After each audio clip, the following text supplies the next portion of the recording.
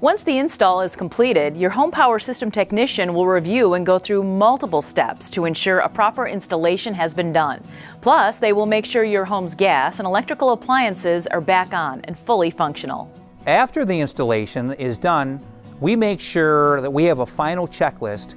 And there's actually 3 checklists. One is a gas checklist to make sure that we relight all your gas appliances, your fireplace, your hot water tank. We don't want you to take a cold shower the next morning. Second is an electrical checklist to make sure that everything's back working again. We want to make sure that the refrigerator downstairs that you haven't opened up in 3 or 4 weeks is working, and your cable TV is working. Finally, that all rolls up into a final checklist to make sure that everything is installed properly. And also what we do is we don't accept final payment from you until the electrical inspector has been there. We coordinate this so the afternoon of the installation, the electrical inspector is there, he puts that sticker on that transfer switch, and that's when you know that that passed electrical inspection. Just some of the things that we do on the installation side of your generator.